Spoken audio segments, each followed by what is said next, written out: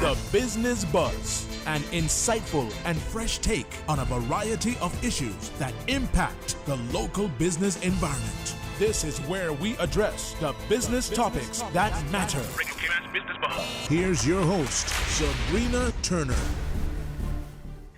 Good morning, Cayman, and welcome to Radio Cayman's Business Buzz. I'm your host, Sabrina Turner. Business Buzz is brought to you every Tuesday and Thursday, and usually on this second Thursday of every month, we will feature the RCIPS and our guests in studio this morning. I'm pleased to have joining me Miss Jody Ann Powery, that's Police Media Officer of the RCIPS, hearing all about the recruitment and what it's like pretty much from being a police officer. And we'll try to get into some community policing as well if time permits. Jody Ann, welcome back to our show. Thank you. Thank you for having me. I'm very welcome to be here. And I'll also like to take this opportunity to publicly congratulate you. Yes, that hit you on the left. I totally got you blindsided. You know, we were talking all morning and you didn't mention it at all. And I was like, okay. Thank you very much. The entire Cayman Islands is aware. And if they didn't, I'm sure they heard it. So they're coming out from under their rocks and they're also going to be expressing how. But congratulations. Thank you. Now, let's talk a little bit about the recruitment process. There have been some changes on the way in which recruitment is taking place, meaning it's pretty much open all year round. So we have what is called an open recruitment process, which means that we accept applications all year round, both from experienced police officers and also from persons wishing to be trained as police officers locally. We do have certain times of years of the year that we would look at those applications and decide that we want to do a recruitment batch, whether it be based on the amount of vacancies we have or the facilities that we have in order to train. However, we accept the application and we keep them on file until we need them. Okay. So what are the requirements to apply for a police position within the RCIPS? Well, they are very vast, the requirements. First of all, if you are Caymanian status holder, or have a PR with rights to work, you can apply. We are also accepting applications from persons who have been living on island for 4 years or more. Okay. However, we will be giving preferences to Caymanian applicants. So if it is that we didn't make our threshold with the Caymanian applicants, that is the time that we'd be looking at those applications to fill in the spots. You have to be between the ages of 18 and 40. You have to be physically fit. We do the 5.4 bleep test for our fitness examination in order for you to pass that fitness test that we do after the application process is complete. And it's on YouTube, and you can practice it if it is that, you intend on joining. You still have some time to, get yourself ready. Yeah. So you have to have a high school diploma, and you have to have a minimum of 3 O-level passes, and 2 of those have to be math and English. So those are just some of the requirements that we have. We also do background checks on all our applicants, and we require you to not have a police record. So you have to have a clean police record, not have been arrested. You have to have a clean driver's license, a valid driver's license in the Cayman Islands. There's quite a few more things that you might want to look at, but you can do so on our website. Now, we've heard about the requirements. Walk us through the various stages of the application process that all applicants must complete. So there's a 6-stage process. The first process being the application.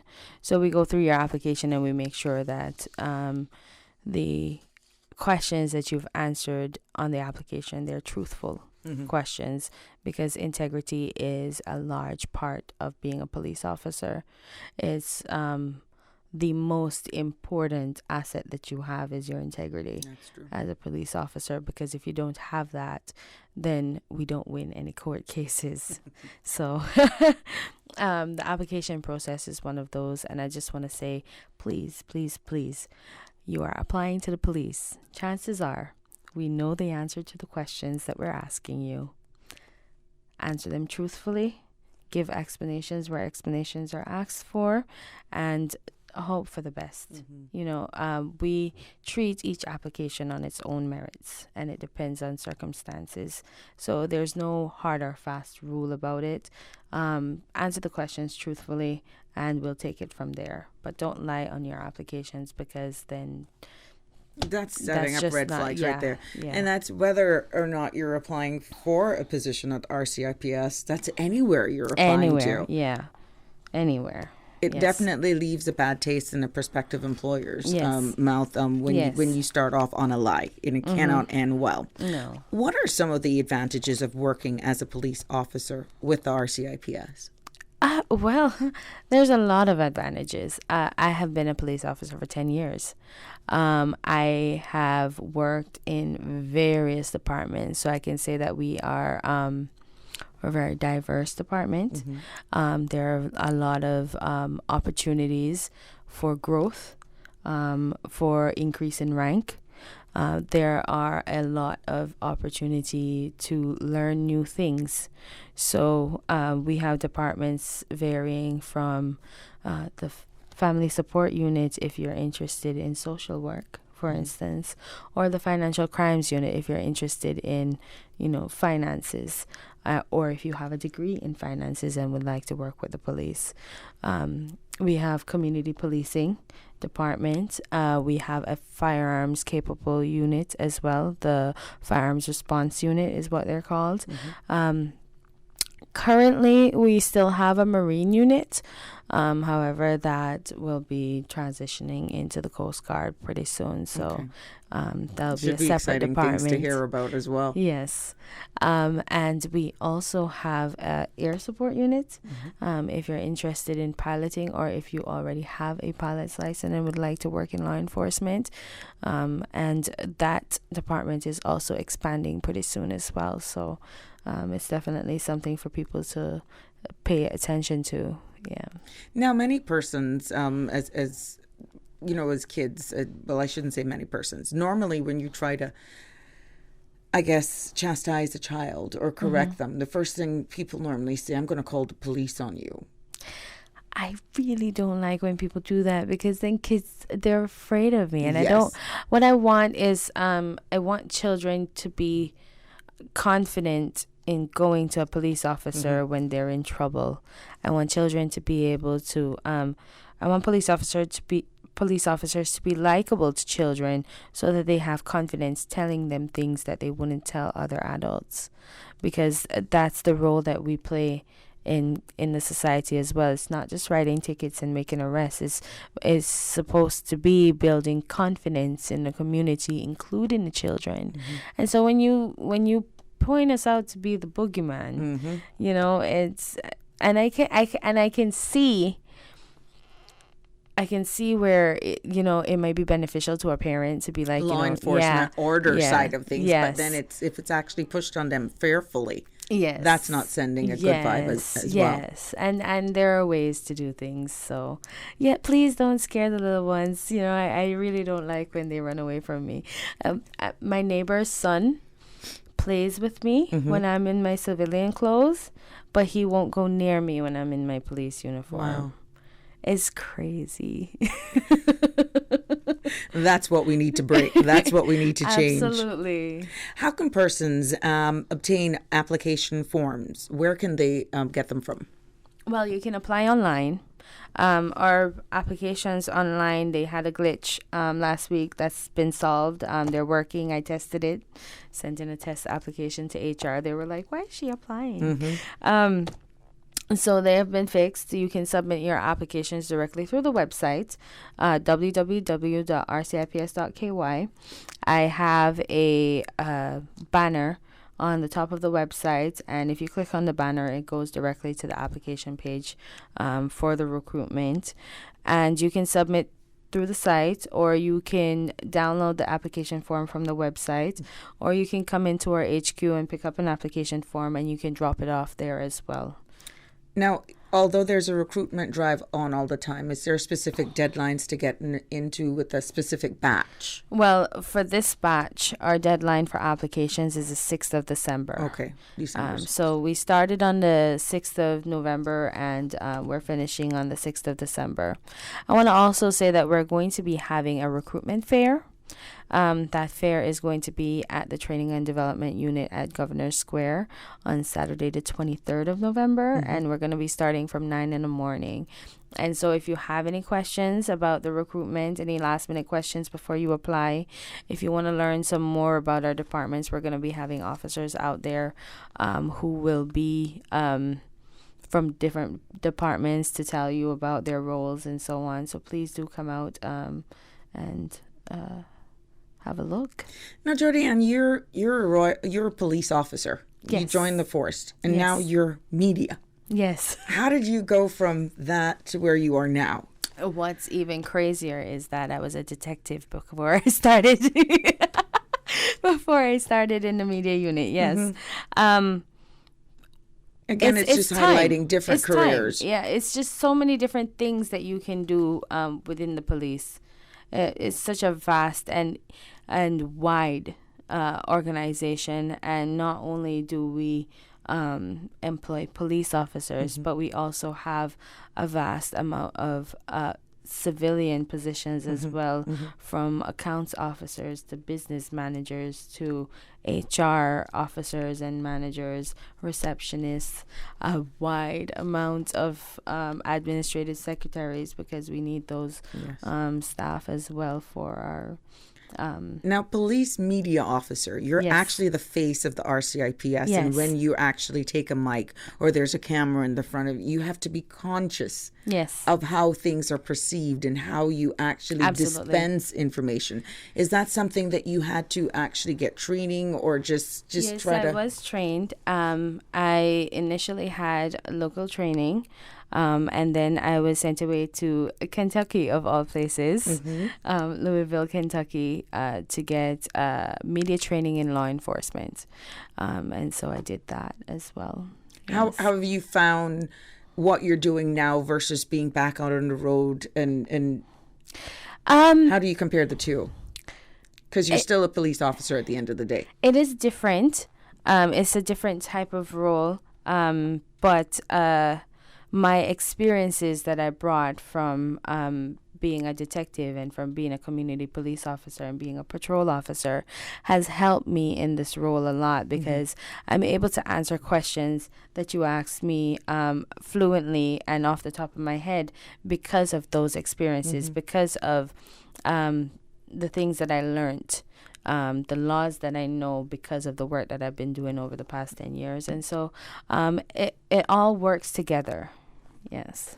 You're in tune to Radio Cayman's Business Buzz. I'm your host, Sabrina Turner, as we put the spotlight and focus on the RCIPS this morning. We continue our continued interviews with the RCIPS every second Thursday of the month. And this morning, we're pleased to be joined. And you've been hearing Miss Jody Ann Powery as we've been talking about the RCIPS recruitment, the application process. And we also spoke about the benefits of being a police constable. I would like to take this opportunity to thank our kind sponsors. This show would not be possible without them. That is Cayman Medical Supplies, Cayman Insurance Center, and FSH Design. Now we got to pay some bills, so we're going to take a break. When we come back, we will talk about some community safety officers and much more about the RCIPS after these few messages.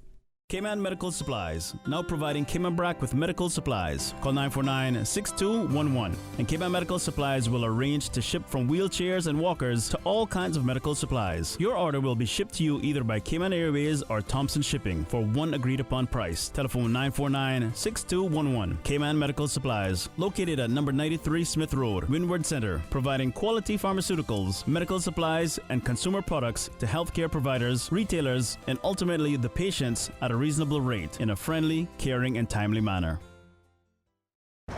Homeowners, protecting your family and property is crucial during the season, and you should always assess insurance needs long before a storm makes landfall. Most insurers won't issue policies when a storm is imminent. Cayman Insurance Center's team of professionals can help owners like you find the most comprehensive coverage and competitive rates. Call Michael Webster today at 925-5433 or Denise Brown at 814-7229. Don't take chances with your family's future or your valuable assets. Call Michael and Denise today at Cayman Insurance Center.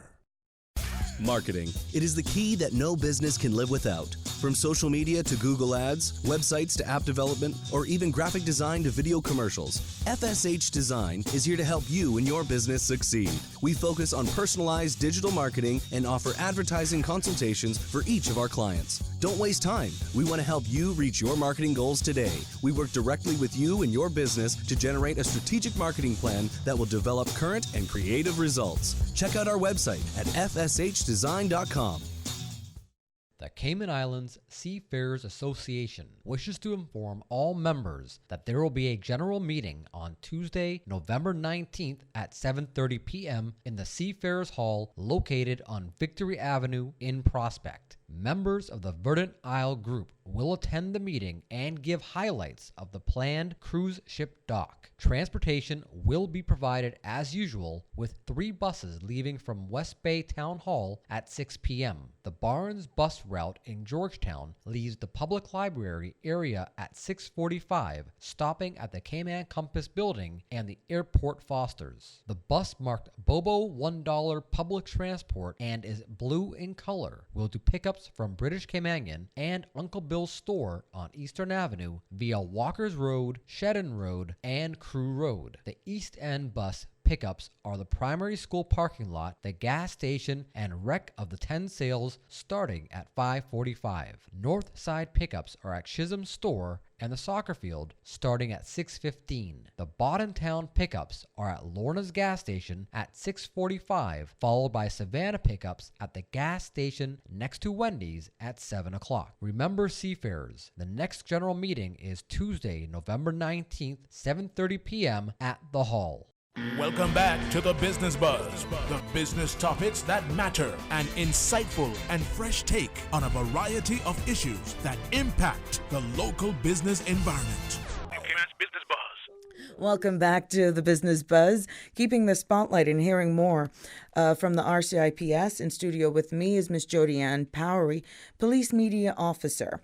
Now let's talk a little bit about community safety and community safety officers. Tell us about the RCIPS Community Safety Officer and the role they all play. So, a part of the security plan for the Cayman Islands that the Premier and the Commissioner devised, they decided that one of the focus that they would be having would be community policing. And you've seen that with the revamping and development of the community policing department with the 36 officers that have been spread over the beat areas that were created, with the development of the website so that people have more access to information, especially to their community officers.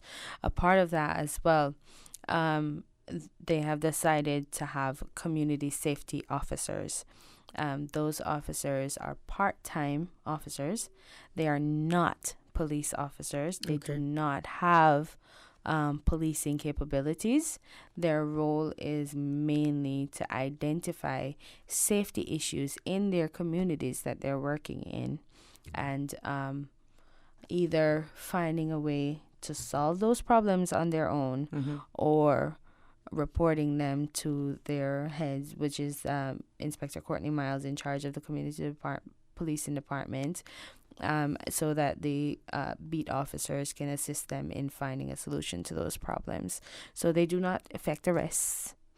They do not do house searches, search warrants, any of those things. Their main focus is just identifying safety issues in the community. And by safety issues, I mean if a stop sign is defaced or has fallen down in an area, they would then either make contact with somebody who they've have a relationship with at NRA, or they will report that to their inspector if they don't have somebody at NRA, and they would get the sign replaced or fixed or whatever the case may be. If there's a hedging that is blocking the path to a roadway and it may cause a hazard to road users, then they would identify a department that would be able to assist them to take that hedging down or remove it altogether if it's that's a need, so that it won't be a community safety issue. And the list of things that they can do goes on in that respect. Now, there will be deployed in various districts, correct? Yes. So currently there are 11 community safety officers. We're down by one. All the officers, with the exception of one, live in the neighborhoods that they are safety officers for. And so if you have any doubts about their investment in this job, you no longer have to, because they have to live in that neighborhood. Okay. You know, so they are as invested as you are in your community, because it is also theirs. Right. So how will the public be able to identify these community safety officers? Well, their uniforms are a little bit different from ours. They wear navy blue cargo pants with a gray polo shirt. It has a community safety officer emblem where our badge would be. And it says community safety officer. They also have a hat that says community safety officer. They drive different cars. There are cars that are assigned specifically to community safety officers. Their cars say community safety officers. Okay. And so they're very, very easy to identify. We have one in East End. North side is currently vacant because we didn't find enough applicants to cover for North side. And so we will be opening applications for that one position coming shortly. I would say, however, don't wait for that vacancy to become available. You can send in your applications from now. Yeah. There are 3 in Bordentown, 3 in Georgetown, and 3 in West Bay. And there's one that covers Cayman Brac and Little Cayman as well. And so, the officers, they're out. They started on the 1st of November, and they have been out in their neighborhoods since then. And I'll give you an example of something that I heard about. So a community safety officer was on patrol. They were being taken around by the CPD officer for West Bay. In their area, just to show them around, show them different things. And they came across a canister that was filled with bees. And the bees apparently had been attacking people walking in the area. It was a populated area.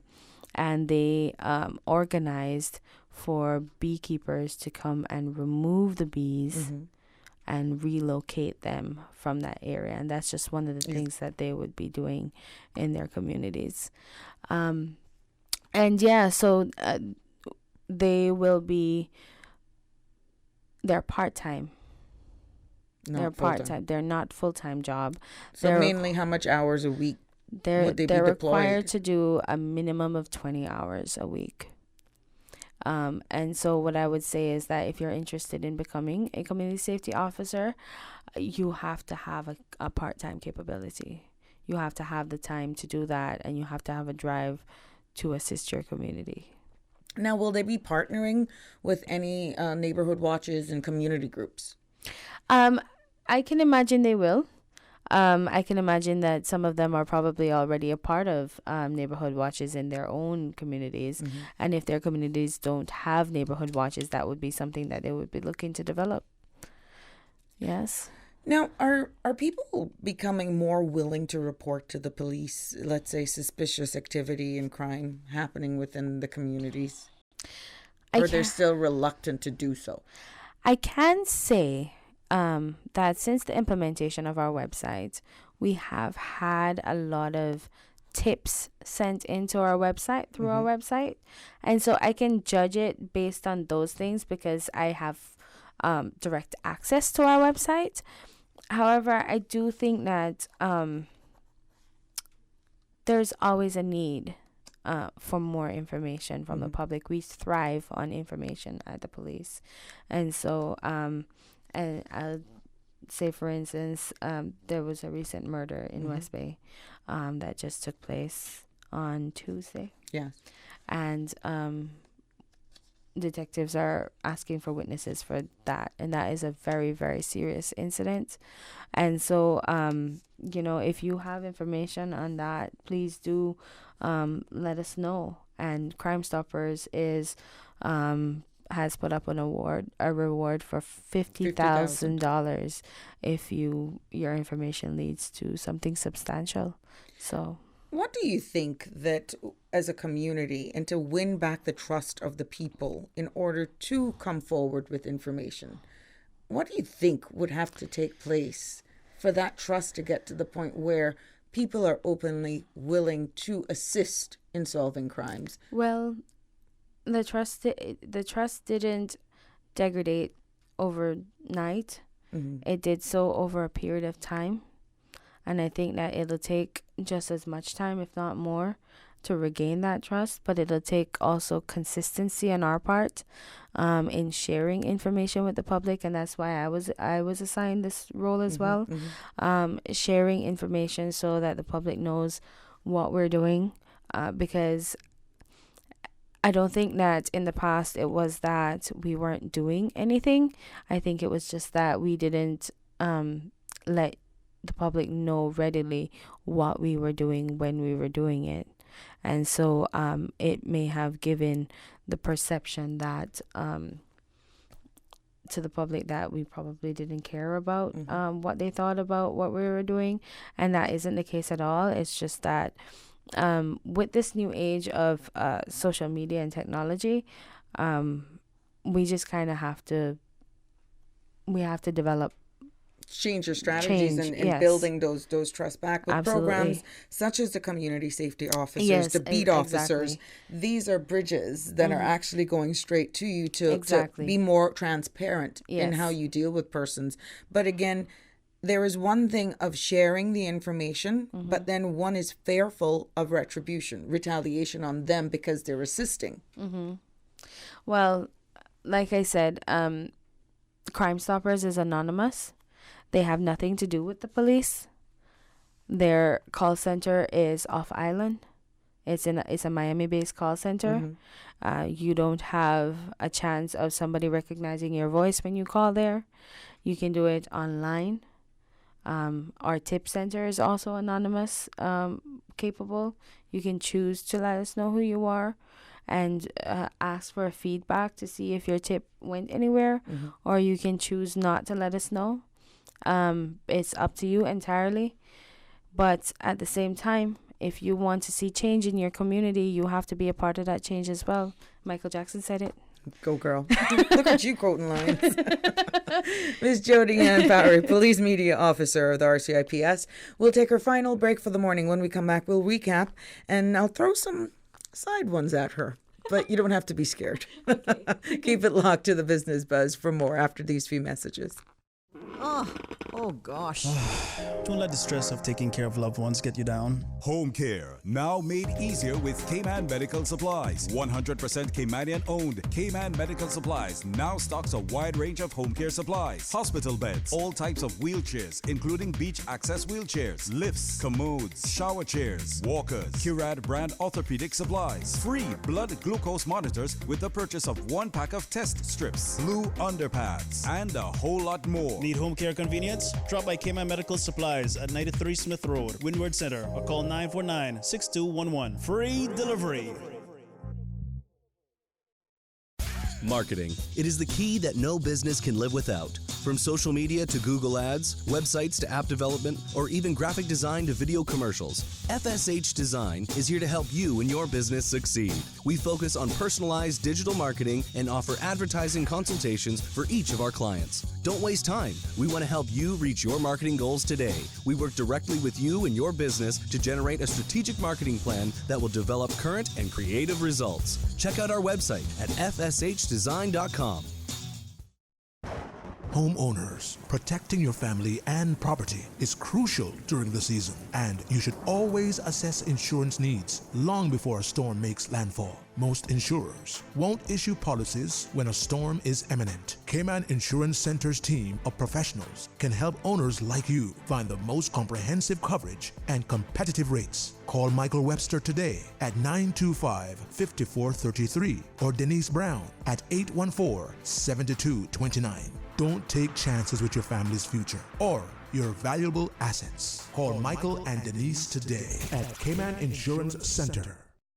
Welcome back to the Business Buzz, the business topics that matter, an insightful and fresh take on a variety of issues that impact the local business environment. Cayman's Business Buzz. Welcome back to the Business Buzz that is proudly sponsored by Cayman Medical Supplies, Cayman Insurance Center, and FSH Design. Ms. Jodianne, what would you like to, reiterate to people as it pertains to the role in which a police officer plays in one's community, an island at large? Well, first of all, when we're out there issuing tickets, when we're out there making arrests, or when we're out there being counselors, or when we're out there, just being a friend, all those roles, they're just our jobs. It's what we are paid to do. It's what we come to work ready to do every single day. And so please cooperate with us as much as you can.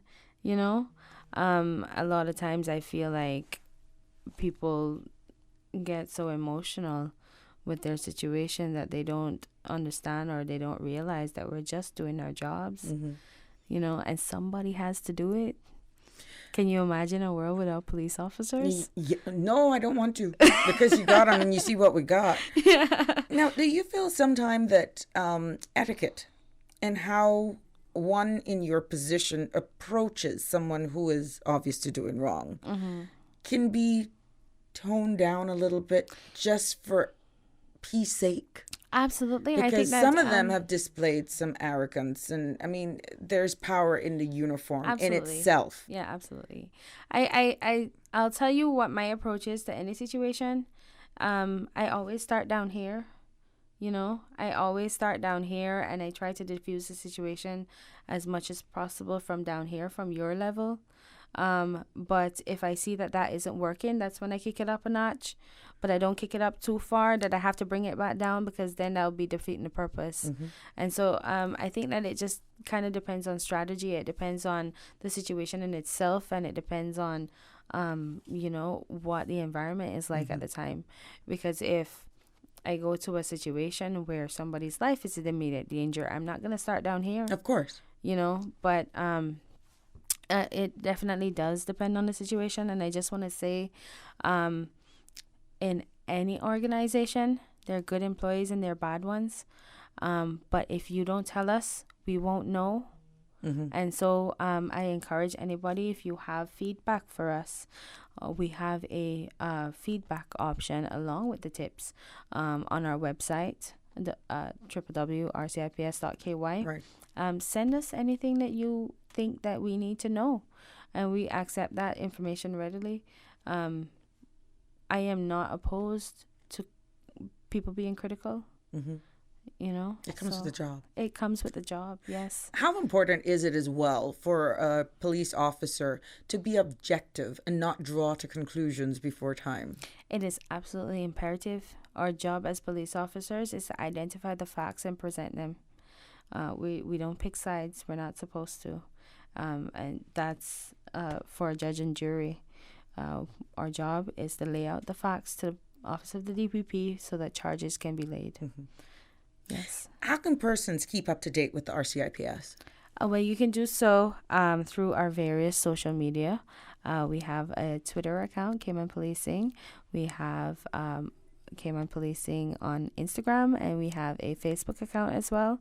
You can also download our RCIPS app. It's very, very, very intuitive. You won't regret it. No, I haven't. I tell you a joke. Information or press releases go to the app before it goes on our website. Okay. Yes, it gets to the app about 5 minutes before it gets to the website. It takes a while to upload to the website. So if you have the app, you have the information first. And the app also gives you traffic notifications when they're available. So, you'll know which roads to avoid when there's a traffic accident. Right now it seems like all. We don't want to go there. No, we don't. Feel free to recap the pertinent points you would like to leave with our listening and viewing audience this morning, Jodianne. Well, we spoke about two different things. We spoke about the recruitment. And for the recruitment, I just wanted to, I don't think we went through all 6 stages, so I just want to mention them. So it's the application process. Then you are asked to do a written test and a physical test after that. You are then asked to, if you've passed all those stages, do an interview. You also have to do a medical, and then you are asked to join. Those are the 6 steps. For me, if you do the physical first, I wouldn't even make it to the application. Well, I think, like I said, you have time. You have time, Sabrina. Okay, and so 5.4 bleep test. Go on YouTube and start running. Yeah, and your community safety officers, look out for them in there. Yes, definitely look out for them, and remember, even if you don't trust us, you can trust them, because they're a part of your community. They're civilians. They're not police officers.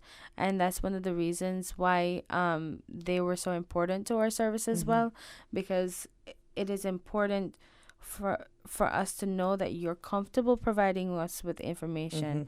And so we want you to get to know your community safety officers and to build a trusting working relationship with them, so that can eventually branch off into us as well. Okay. Yeah. Thank you so much. Next time I think we'll be speaking to you is around December 12th.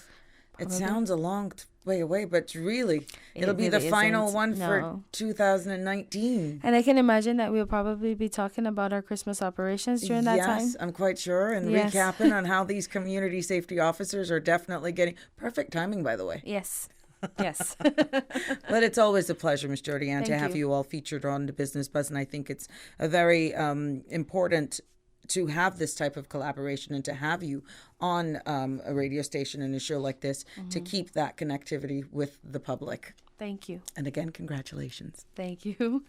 The Business Buzz is proudly sponsored by Cayman Medical Supplies, Cayman Insurance Center, and FSH Design. We want to thank our producer, Ms. Susan, who's also manning the boards this morning, and to you, our loyal fans, listeners, and viewing audience. Until Tuesday, have a fabulous weekend and a safe Thursday. The Business Buzz is proudly sponsored by Cayman Medical Supplies. Call them at 949-6211. Cayman Insurance Center, celebrating 45 years in the Cayman Islands, specializing in property, life, and other lines of insurance products and services. And also brought to you by FSH Design. Let your imagination grow with FSH Design. Visit fshdesign.com today. Shaken yet standing firm. This is Radio Cayman in the Cayman Islands.